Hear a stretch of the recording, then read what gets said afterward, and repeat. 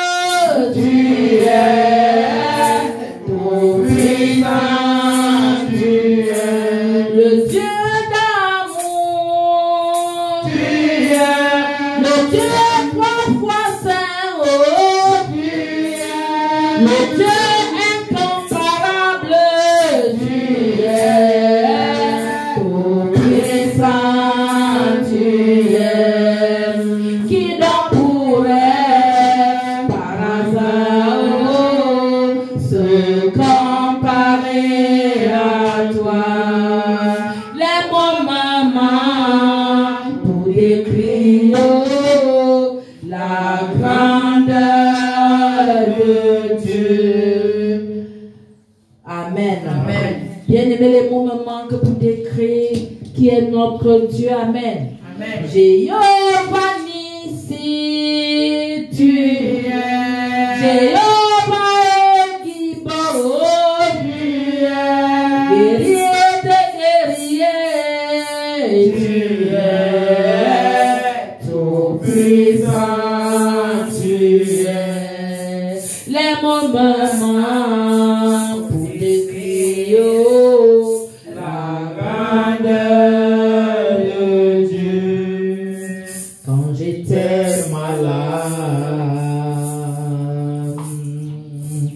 tu t'es révélé à moi en me guérissant. Puisque tu es médecin, et c'est pas tout. Quand l'ennemi croyait m'avoir vaincu,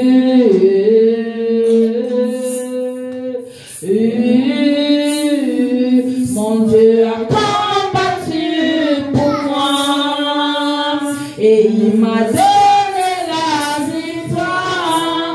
Aussi il est le Dieu de victoire.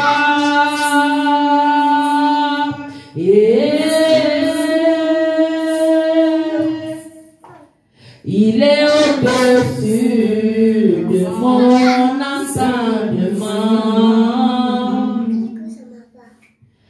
Il est au-dessus de mon imagination.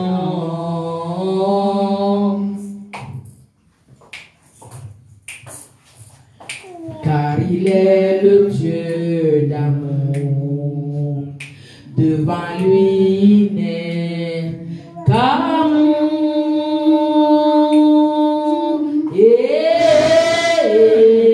Dieu de justice, tu es le Dieu qui pardonne. Tu es le Dieu plein de compassion. Tu es tout puissant. Tu es le Dieu qui protège. Tu es celui-là qui me fortifie. Le Dieu plein d'amour. Tu es tout puissant. Tu es le Dieu de ma vie. Tu es le Dieu de toute force. Tu es guerrier des guerriers. Tu es tout puissant. Tu es les moments pour décrire la grandeur de Dieu. Les moments pour décrire la grandeur de Dieu. Amen. Bien-aimé, célèbre Jésus-Christ pour cette adoration. Célèbre le roi des rois, célèbre le Seigneur des seigneurs, célèbre le premier de grâce, le quartier du roi. Il est le clair, il est le premier il n'a pas changé. Célèbre le lieu de la quiétude de Juda. Célèbre le jeton de David. Célèbre celui qui nous a appelé dans la maison de lumière. Célèbre celui qui a fait le mur à celui. Un sacerdoce royal, une nation sainte. Pour le prix de Dieu.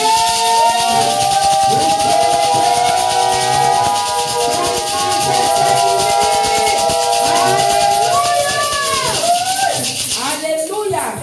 Amen. Bien-aimé, tiens-toi merveilleusement au ciel.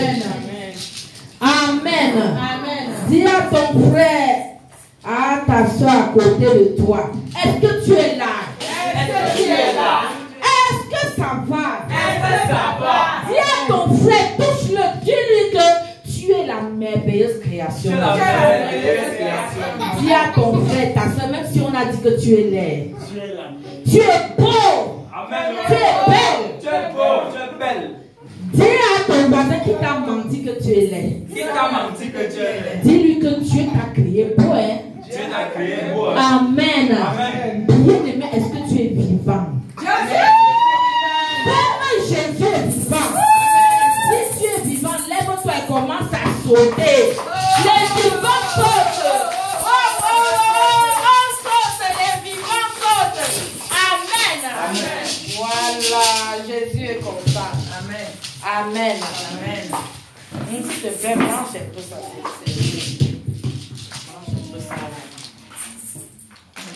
Amen.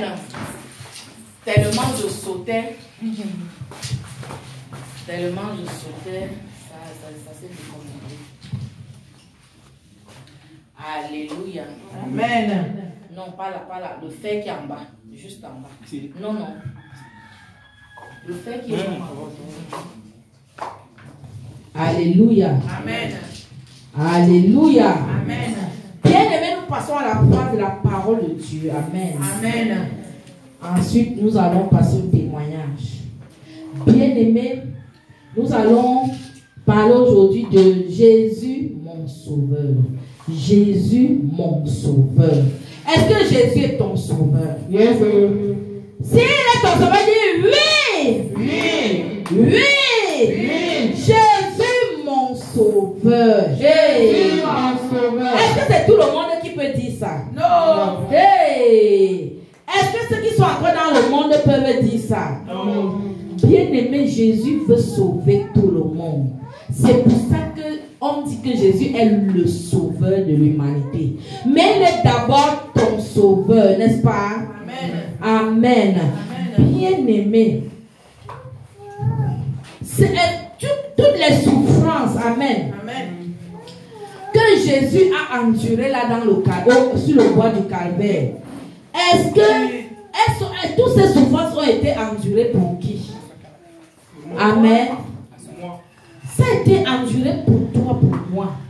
Ce n'est pas ça. C'est ça. Même pour tous ceux qui ne sont pas encore dans la bergerie, parce que toi tu es déjà dans l'enclos, tu es dans la bergerie. Amen. Amen. Mais il y a d'autres qui ne sont pas encore dans la bergerie, mais pour cela, Jésus dit qu'il doit faire en sorte que ses disciples les fassent venir. Amen. Amen. Donc c'est toi qui es le disciple de Dieu qui doit les faire venir. Amen. Amen. Bien-aimé, pour qui les mains et les pieds là ont été percés? Est-ce que tu sais que pendant que Jésus était sur la croix, ses mains et ses pieds ont été percés? Est-ce que tu sais qu'il a souffert la passion? Oh oui. Hein? Et pour qui est-ce qu'on a percé le côté? Pour moi. Les autres, quand ils sont morts, qu'est-ce qu'on les a fait, les deux bandits là? Qu'est-ce qu'on a fait aux deux bandits? On les a jetés dans la fosse. Et avant de les jeter, on a d'abord fait quoi? On a brisé les pieds. Voilà. Cassé avec les mains. On a brisé les pieds. Mais pour Jésus, l'écriture disait qu'aucun os ne sera brisé. Donc, qu'est-ce qu'on a fait à Jésus? À la place de briser les pieds, On l'a lié. on a lancé Une une flèche sur son côté. Côté gauche. Et qu'est-ce qui a jailli? L'eau. L'eau et le sang. L'eau là et le sang, ça a jailli. Et tu sais que le sang et l'eau là, ce sont des choses puissantes. Amen. L'eau et le sang, c'est des choses qui te purifient. Amen. C'est ça qui te purifie. Tu es purifié par l'eau de la parole de Dieu, l'eau qui est sortie du côté de Jésus. Parce que lui, il est la parole. Donc l'eau, quand l'eau est sortie de son côté, c'est pour te purifier. Le sang également te purifie. Ça lave ton habit pour que ton vêtement soit blanc devant lui. Tu dois être tacheté du sang de Jésus. Amen. Amen. Donc tu comprends que Jésus a souffert la passion pour toi. Amen. Et cela a été fait pour toi et pour moi et pour tous les autres. Amen. Amen. Donc tu dois savoir que tous ceux qui sont encore dans ta famille, qui sont dans l'incrédulité là, tous ceux que tu vois dans ton quartier, tu lui parles de la parole, c'est-à-dire que toi-même tu ne comprends même pas. Est-ce que tu sais qu'il y a un contraste qui se passe? Quand toi tu n'étais pas encore en Christ, on te parlait, ça ne te disait rien. Maintenant que tu es en Christ, tu commences à voir les gens là, tu dis que j'étais comme je sors de loin. Tu commences même à comprendre les paroles. Oui, c'est là où la Bible, tu commences à lire ça, c'est comme si c'est nouveau. Tu commences à voir le monde nouveau. Tu commences à regarder les autres avec qui tu étais. Tu croyais même que vous étiez la même. Tu croyais que vous priez ensemble et que peut-être quelqu'un, ton voisin, était plus spirituel même que toi. Mais après, tu te rends compte que, donc lui-même que il croyait spirituel quand j'étais dans le monde, donc lui est même dans les ténèbres. Parce que tu commences à voir la différence entre toi et lui. Mais tu te dis que non, Dieu m'a sorti de loin. Parce qu'il a encore le voile. Il y a un voile qu'on appelle le voile de l'incrédulité là. Tant que le voile là n'est pas arraché par la parole de Dieu, par le sang de Jésus, c'est-à-dire que la personne elle ne comprend rien. C'est pour ça que la Bible dit que, c'est-à-dire que mon peuple périt faute de connaissance. Tu comment il est dans la perdition. Que s'il continue là, il sera dévoré par Satan. Amen. Amen. Amen. Tu comprends que Dieu t'a sorti de loin. Et cela a été fait comment? Est-ce que tu as payé le prix? Est-ce que tu as donné de l'argent quand tu es né de nouveau? Est-ce que tu as donné l'argent? Non. Donc Jésus t'a fait ça gratuitement. Il est mort gratuitement pour toi. Donc pour le salut là, c'est gratuit. Quelqu'un ne doit pas te dire qu'apporte l'argent. Amen. Il y a des endroits où on va te dire qu'apporte quelque chose pour que tu sois sauvé. Non. Si tu pars chez le marabout peut te sauver. Malgré tout ce que tu vas lui donner, est-ce qu'il peut te sauver? Non. Jamais. Bien aimé, c'est gratuitement et volontairement que Jésus est parti mourir sur la croix à cause du grand amour qu'il avait pour toi. Il a vu que non, vraiment, la séparation, la perte de la communion et de l'intimité que nous avions eu au jardin d'Éden et que nous avons perdu à cause du péché là. Nous étions séparés de Dieu. Il y avait un gros gouffre comme ça là. C'est-à-dire que Dieu est là-bas. Il y a un gros gouffre entre lui et nous. Comment on pouvait faire pour traverser? C'est Jésus qui est venu faire le pont. C'est lui, à travers sa croix, qui est venu faire le pont. Et donc, on doit marcher sur lui. C'est lui le chemin et la vérité pour aller au Père. C'est comme ça qu'on dit que Dieu te sauve. Il est venu par son sang. À partir de ton sang, il te pardonne, il te purifie, il te rachète, il te justifie, il t'enlève les ténèbres pour aller à l'admirable lumière de Dieu. Il te fait passer par le chemin pour aller à Dieu. Parce que si tu ne passes pas par ce chemin, tu fais comment? Tu tombes dans la perdition. Amen. Tu tombes dans le trou de l'enfer. Amen. Amen. C'est dangereux, bien-aimé. Est-ce que Dieu, est-ce que c'est par contrainte que Jésus est parti mourir? Non. On ne l'a pas contraint. Il a décidé volontairement d'aller mourir. Il savait ce que c'était. Il savait qu'il allait souffrir. Il savait ce qu'il allait endurer. C'est pour ça que quand le moment arrivait, qu'est-ce qu'il a dit? Il a appelé ses apôtres. Lui-même, il sentait. Attends. Mais il avait le corps de chair comme nous. Hein? Il sentait que ça allait être dur. Il a commencé à dire à ses disciples les derniers temps là. Il a commencé à dire à ses disciples que accompagnez-moi. Avant, il partait prier seul. Il s'éloignait souvent pour aller prier au mont des Oliviers. Jésus priait toujours là. C'est comme ça que toi aussi tu dois faire comme lui. Tu dois toujours te retirer, tu pries. Il priait la nuit beaucoup. Amen. Donc, les derniers temps là, il sentait un peu un jar. Il sentait que le corps, c'est quand même le corps de chair. Hein?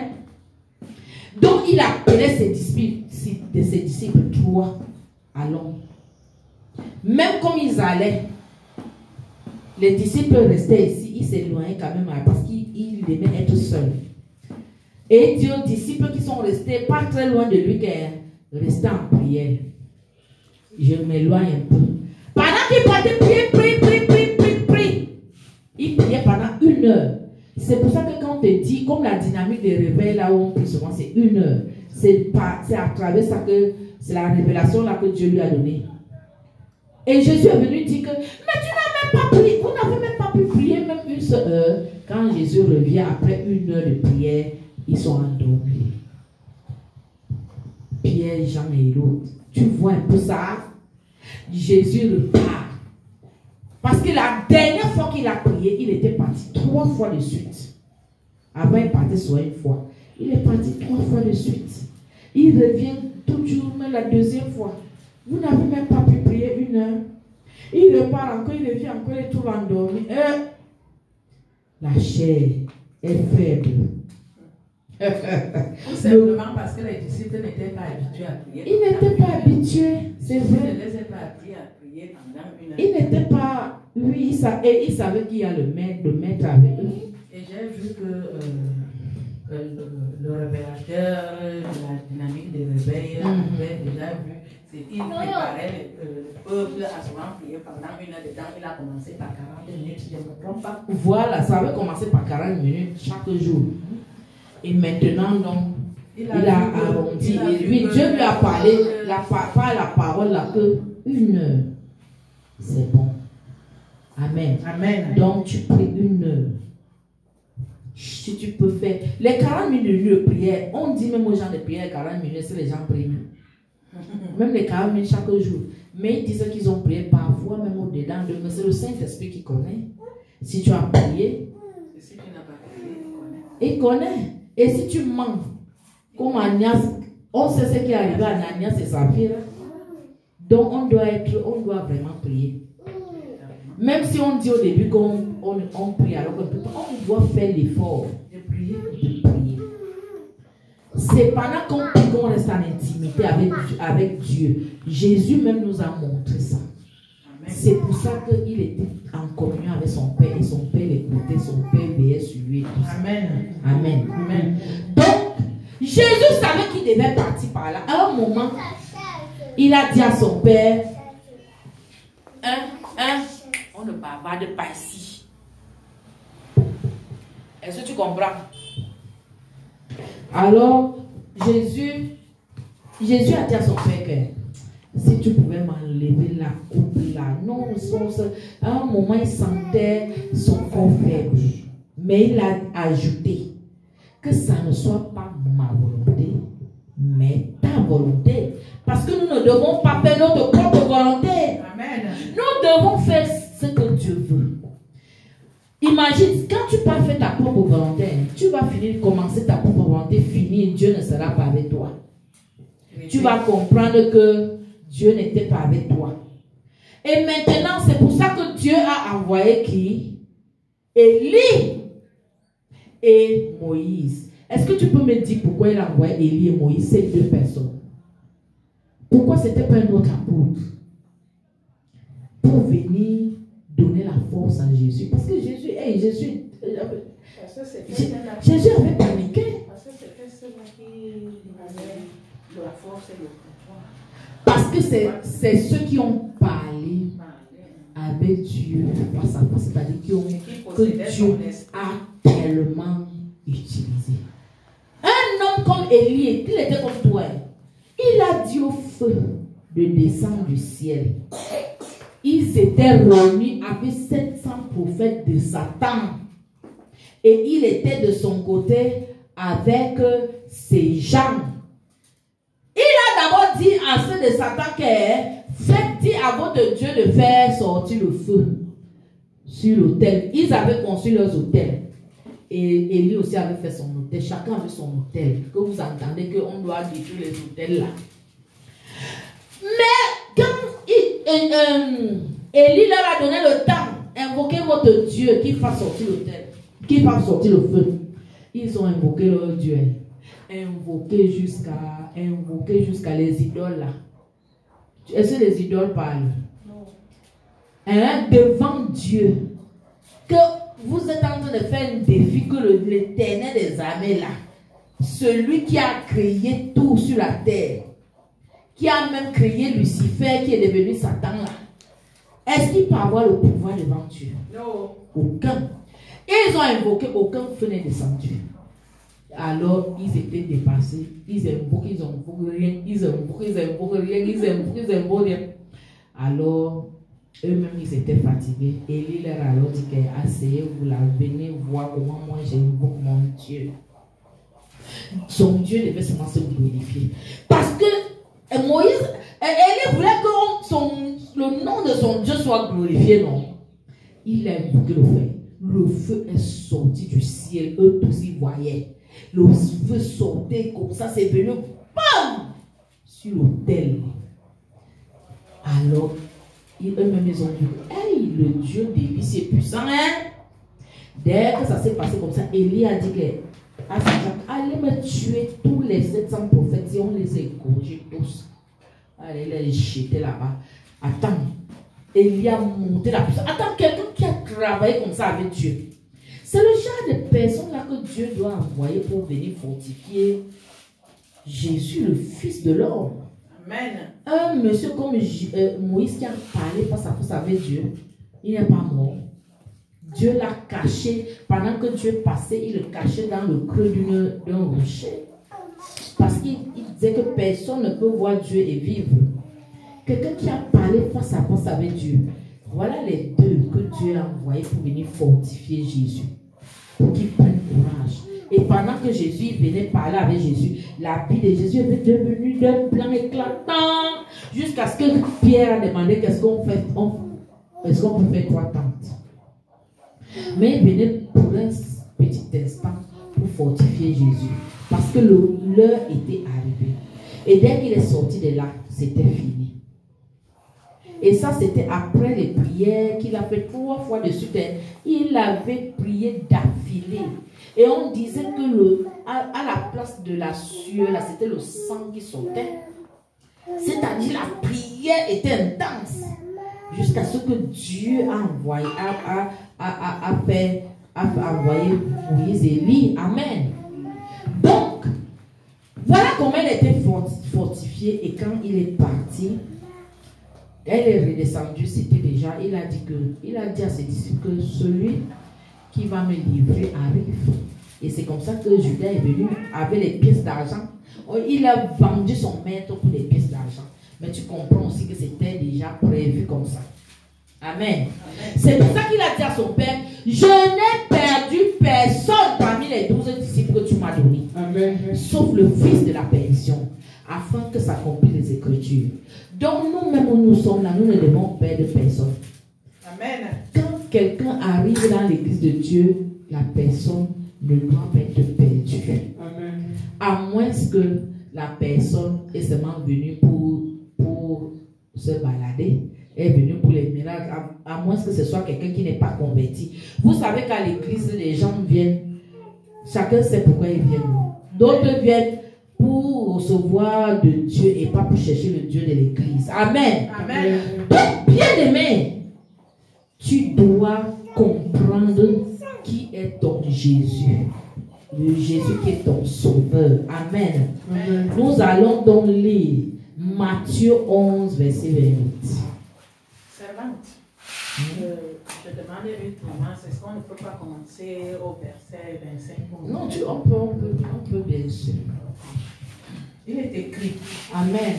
En ce temps-là, Jésus prit la parole et dit, yes. Je te loue, Père, Seigneur du ciel et de la terre, de ce que tu as caché ces choses aux sages et aux intelligents, et de ce que tu les as révélées aux enfants.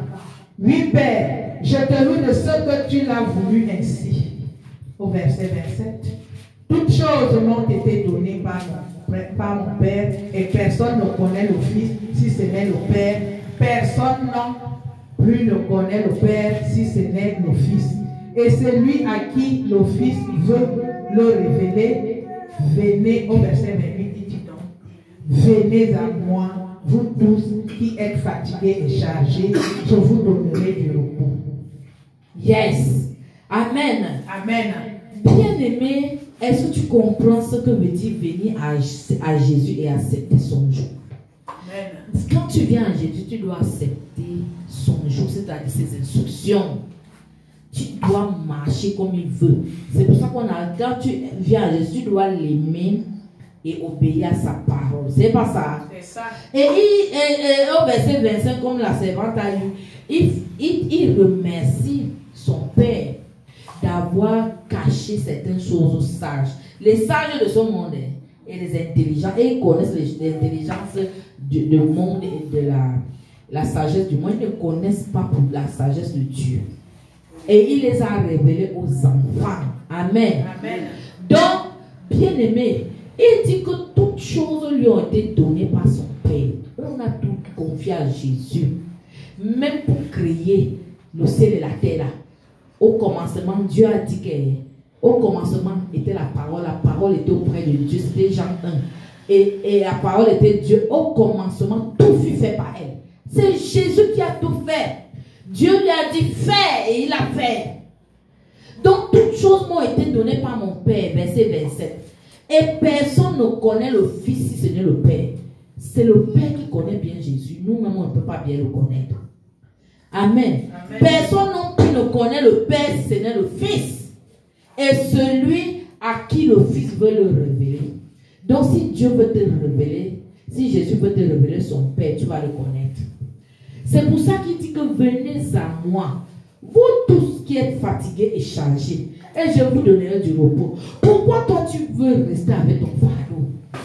Satan te met les fardeaux sur les épaules, un fardeau pesant et lourd.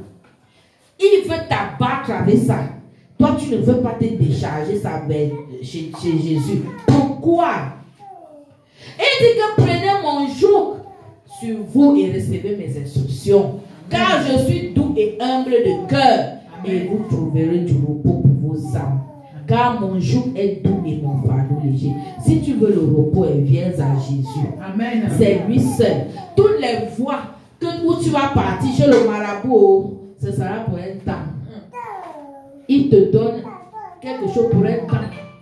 Après, c'est le calmant.